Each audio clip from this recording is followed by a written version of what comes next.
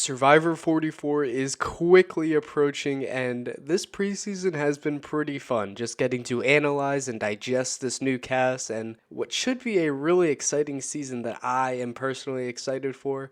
And I would have gotten in the mix too. I had my cast assessment ready to go, and then I got a little sickness, and that kind of took me out for about a week and a half. But we're back now and we're ready to talk about some Survivor leading up to the new season. But with each season, obviously, we are going to make predictions because we are crazy super fans who have nothing better to do. With those predictions comes a lot of variables. I mean, we aren't always right about what we are going to predict about certain people. Actually, we are usually wrong more than we are right, and that is what I'm here to do. I am here to highlight the times when we were really, really wrong. Like the odds on favorite in the preseason just absolutely sucking or not even reaching the starting line, let alone the finish line of the game. Now, before I get into everything, I want to get across a few guidelines before I give you guys my list because I know if I don't say these few things, I'm gonna get flamed. First of all, I'm only focusing on pre-season analysis of these players. So players that had great edits for an episode or two and then completely flamed out after will not be on here. So players like Morgan Ricky and Molly Bynum, who were basically poverty reincarnate, will not be on the list, unfortunately. Although, a player could have both. They could have been loved in the preseason and still had a good edit while flaming out, but I will not have anyone that was only a victim of having a good edit. Also, I am not including any returning players, so I'm sorry, I'm not sorry, but this is going to be a list focusing on the new blood, the ones where we didn't have any previous information on them. Returning players are a different list for a different day. This is focusing on one-time players. And the final mark I will make, I am 20 years old. I was not doing preseason analysis when I was 8 years old, guys. I am sorry. I will not be having anyone from older seasons because I simply have no idea what people were saying preseason about these players. Pretty much sticking with modern seasons here, sue me that I have no idea what people were thinking about Sonia Christopher preseason of Survivor Borneo. Alright, now that that's off my chest, we can get into these fallen angels, gone too soon, Rob G. Odysseys, whatever you want to call them, our preseason darlings that flamed out on Survivor. So there are some honorable mentions here because I wanted to put these two people on the list, but I just couldn't justify it. And first on that list is Chanel Howell from Survivor 42. She technically shouldn't count because she literally made it past the merge. That isn't a flame out, but if I'm going to anybody on Survivor 42, Chanel was the preseason queen. Everyone got great vibes from her, including me, and she was a big fan favorite coming into the season. But I don't think she played very well at all, and was definitely a letdown in my eyes comparing to the onslaught of those who had Chanel as their winner pick. But I mean, she literally made the jury, so I'm not about to hate on that. It's just something I thought I should mention. So Kim was another one that I feel like a lot of people were really high on So Kim just for her to be the first boot of Survivor Worlds apart, but I have absolutely no evidence or proof of that being the case, so it's just up to interpretation at this point. And the other five I have here, I know people were high on going into those seasons, but those are my two little quick jots I was going to make down, so let's get into the actual list. This first one is gonna be a funny one because I think when people look at things logically, you could have easily seen this coming. But I think a lot of people were so blinded by one main factor that we kind of ignored all the red flags and then acted shocked at how poorly this man played. It's Jacob Derwin. Oh, but he's a super fan. He's one of us. It's like they took somebody from the community and put them on the show. So he's here to represent us. Oh god, yikes. I hope we were able to take back that last statement. But yeah, these were all things I remember hearing and being guilty of saying myself when Jacob was announced on the cast of Survivor Ghost Island.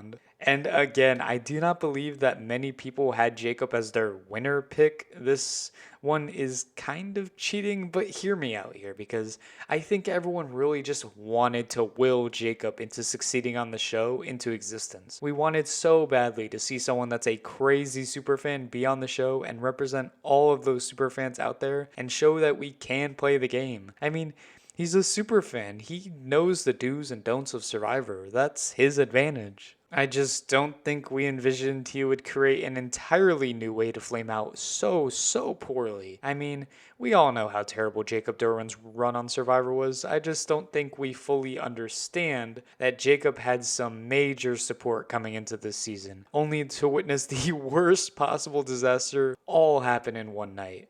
I mean, I may be bending the rules a little bit on this one, but it just had to be mentioned for how much of a fall Jacob took from the preseason to that fateful premiere. Let's move on to probably a more forgotten player, or not. Either way, it's Mari Takahashi from Survivor Millennials versus Gen X. And this is probably the earliest I can go back and remember my opinions on a Survivor cast before the season came out. I mean, I could actually call myself a fan more than just turning on the TV Wednesday night in the season 33, and I vividly remember seeing Mari and instantly falling in love with her as a player. And I wasn't alone. A top 5 draft pick for people doing drafts on the season, a top 3 favorite winner pick for the fans or the audience. I mean, she was the total package. You'd be stupid to not even consider her as a top contender going into the season. I mean, with the tribes being so big, at least we know she won't be the first boot of her tribe.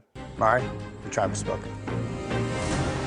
Alright, we might have missed on that one. But the reason this one isn't the worst offense in the world is because I feel like she didn't do much of anything wrong. I mean, it's unfortunate, but Mari didn't flame out. Was just on the wrong side, on the wrong tribe at the exact wrong time. But due to all the preseason love, Mari deserves to be mentioned on this list. Drop the 4 and keep the whatever the hell they're talking about. It's JD Robinson, the next on this list, and I think you all can guess why. I mean, over a year hiatus, not knowing what to expect for Survivor 41, and then boom, cash drop. And one of the first people that stood out to me was JD. He looked fun, he was fresh, he seemed very personable, and many people said that is the guy. He is going to be a star on the show and become one of the staples in the new generation of Survivor. And while yes, I enjoyed watching JD play Survivor, it was anything but an Emmy-winning performance. His age just really showed. He just wasn't fully there to dominate this game or even play the game well. I mean, he got outplayed and outworked at every waking moment. He was a walking L from the second he got on the beach to the second he got his torch snuffed. And yeah, he did survive 2 tribal councils, but that had nothing to do with him, and everything to do with Ricard and Shan and who they wanted to bring along with them. And it was really disappointing to see. I mean, give JD 3 to 5 years and he comes back, I might just have to make him my winner pick again and be painfully disappointed once again. But I do love JD. He just played anything but a good Survivor game here. The next one is from a season I do not enjoy talking about, but was one of the first people I thought of when I was thinking about this list, and it's Chelsea Walker from Island of the Idols. I mean, who didn't think Chelsea Walker was going to win the season? Oh my god, the Chelsea Walker hype train was flooded and could not leave the station because of her unfortunate early exit. I think if you looked at the cast of Island of the Idols, it was a fairly split cast. People were indifferent on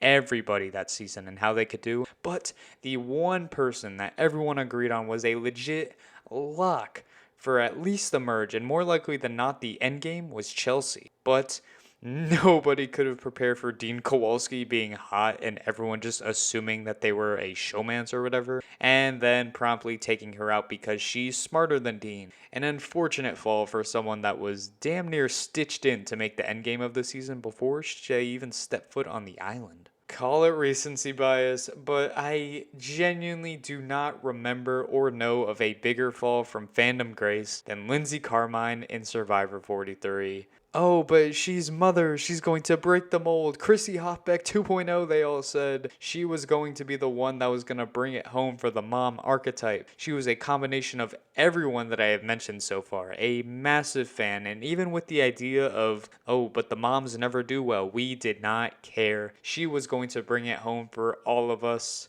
and then we saw her play the game.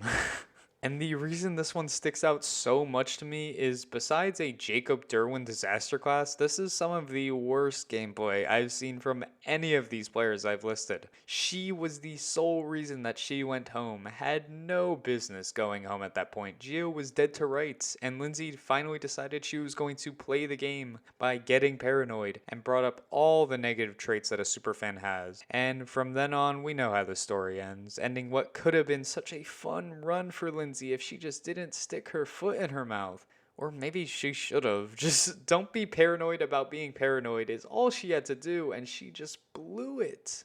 And that's going to do it for my list of the preseason darlings that flamed out here on Survivor. And I am just so excited for the new season to come out. I'm ready to dive into this cast. I have plenty of videos planned up and ready to go, as long as a lot of other topics as well. So stick around if y'all made it to the end. Thanks a lot. I'll see y'all next time.